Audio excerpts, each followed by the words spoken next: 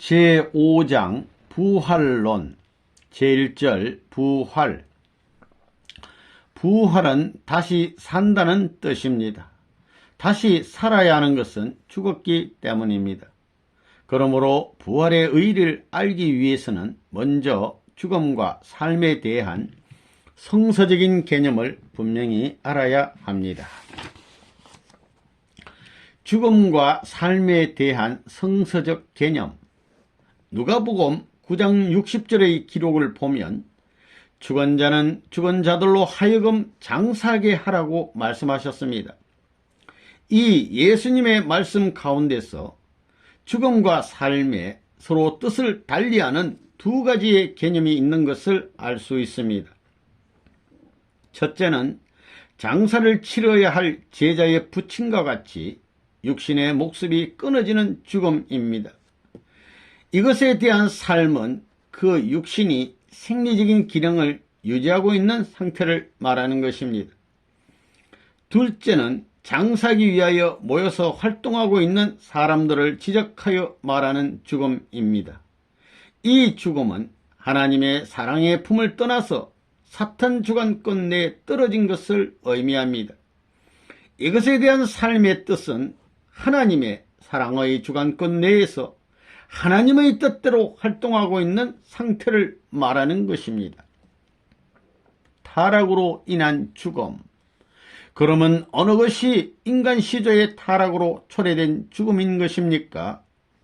창조 원리에 의하면 육신은 영인체의 옷이라고도 할 수 있는 부분이어서 옷이 더러워지면 벗는 것 같이 육신도 노쇠하면 벗어버리고 그 영인체만이 무영세계에 가서 영원히 살게 되어 있는 것입니다. 타락으로 인한 죽음은 육신의 목숨이 끊어지는 것을 의미하는 죽음이 아니라 사탄의 주관권 내로 떨어지는 죽음을 의미하는 것입니다. 창세기 2장 17절에 하나님이 아담 헤아를 창조하신 후에 그들에게 선악과를 따먹는 날에는 정령 죽으리라고 말씀하셨습니다. 따라서 선악과를 따먹기 전에는 산 입장이요 따먹은 후에는 죽은 입장인 것입니다. 부활의 의. 부활은 인간이 타락으로 초래된 죽음, 즉 사탄 주관권 내에 떨어진 입장으로부터 복귀 심리에 의하여 하나님의 직접 주관권 내로 복귀되어 나아가는 과정적인 현상을 의미합니다. 부활은 인간에게 어떠한 변화를 일으키는가? 선악과를 따먹고 타락된 아담과 해와는 죽은 것이 사실이지만 외형적인 아무런 변이도 일어나지 않았고 다만 불안과 공포를 느끼게 되었습니다. 그러므로 타락된 인간이 부활된다 하더라도 그의 외형상에는 아무런 변화도 생기지 않을 것입니다. 예수님은 창조 목적을 완성한 인간으로 오셨으나 외형은 타락 인간에 비하여 아무런 차이도 없었습니다. 타락 인간이 부활로 인하여 하나님의 주관을 받게 되면 그 심령에 변화를 일으키게 되어 육신도 사탄이 우구하는 전으로부터 하나님이 계실 수 있는 성전으로 성화되어 가는 것입니다. 제2절 부활섭리. 부활섭리는 어떻게 하시는가? 부활섭리는 복귀섭리이므로 재창조섭리입니다. 따라서 부활섭리는 창조 원리에 의하여 섭리하시는 것입니다. 첫째로 후대 인간들은 그 이전의 선지 선열들이 쌓아 올린 심정적인 기대로 말미암아 복귀섭리의 시대적인 혜택을 받게 되는 것입니다.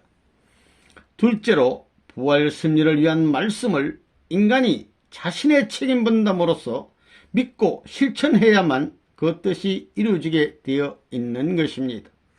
셋째로 영인체의 부활도 지상의 육신 생활을 중심하고서만 이루어지게 되어 있습니다. 넷째로 섭리 기간에 질서적인 3단계를 거쳐서 완성하게 되어 있는 것입니다. 지상인에 대한 부활 섭리, 아담으로부터 아브라함에 이르기까지의 2000년 기간을 부활 기대 섭리 시대라고 합니다.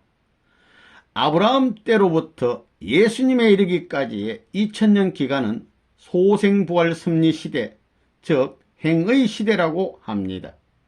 육신을 벗으면 그 영인체는 영형체급 영계에 가서 살게 되는 것입니다. 예수님으로부터 재림기까지의 2000년 기간은 장성부활 섭리 시대, 즉 신의 시대라고 합니다. 그 영인체는 생명체급 영계인 낙원으로 가서 살게 되는 것입니다. 재림하시는 예수님에 의하여 부활 섭리를 완성하는 시대를 완성부활 섭리 시대, 즉 시의 시대라고 합니다. 그 영인체는 생명체급 영계인 천상천국으로 가서 살게 되는 것입니다. 영인에 대한 부활 섭리, 지상에서 완성하지 못하고 타계해버린 영인들이 부활하기 위하여는 지상에 재림하여서 자기들이 이루지 못하였던 그 사명 부분을 지상의 성도들을 협조하여 지상인들의 육신을 통하여 대신 이루어 맞추어야 하는 것입니다. 기독교를 믿고 간 영인들의 재림 부활, 구약시대의 영형체급 영인들은 메시아 강림 후에 지상에 재림하여서 지상 성도들로 하여금 생명체급 영인체를 완성할 수 있도록 협조하여 동일한 혜택을 받아 함께 낙원에 들어가게 되었습니다. 이것을 장성재림부활이라고 합니다. 신약시대의 생명체급 영인들은 메시아가 재림하신 후 전부 지상에 재림하게 되어 지상의 성도들로 하여금 생명체급 영인체를 완성할 수 있도록 협조함으로써 동일한 혜택을 받아서 함께 천국으로 들어가게 됩니다. 이것을 완성재림부활이라고 하는 것입니다.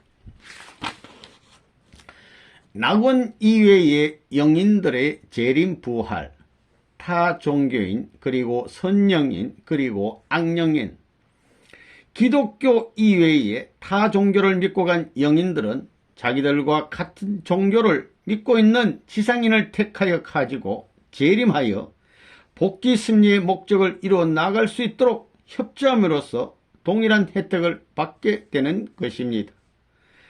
양심적으로 살다간 선영인들은 지상의 선인들에게 재림 협조함으로써 동일한 혜택을 받게 되는 것입니다.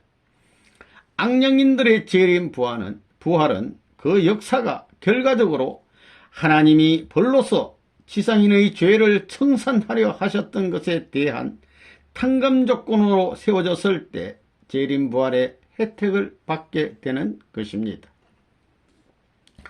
제3절 재림부활에 의한 종교통일, 재림부활에 의한 종교통일. 기독교에서 고대하고 있는 재림 예수님은 다른 종교에서 재림하리라고 믿고 있는 중심 인물이기도 합니다. 그러므로 다른 종교의 영인들도 영적인 위치에 따라 그 시기는 다르지만 지상에 있을 때 믿었던 종교의 지상 신자들을 재림하신 예수님 앞으로 인도하여 그를 믿고 모시어 뜻을 이루도록 협조하지 않을 수 없는 것입니다. 그러므로 모든 종교는 기독교를 중심하고 통일되게 되어 있는 것입니다. 재림부활에 의한 비종교인의 통일, 어떤 종교도 믿지 않고 다만 양심적으로 생활하다가 타계한 영인들도 재림부활의 혜택을 받기 위하여 그들에게 허락되어 있는 시기에 지상에 재림하게 되는 것입니다. 그리하여 양심적인 지상인으로 하여금 재림 주님을 찾아 모시어 그 뜻을 이룰 수 있도록 협조하게 됩니다. 하나님의 복귀 섭리의 궁극의 목적은 전 인류를 구원하시려는 데 있습니다. 그렇기 때문에 하나님은 지옥까지도 완전히 철폐하려는 것입니다. 따라서 오랜 기간을 경과하면서 점차적으로 창조 목적을 완성하는 방향으로 통일될 것입니다.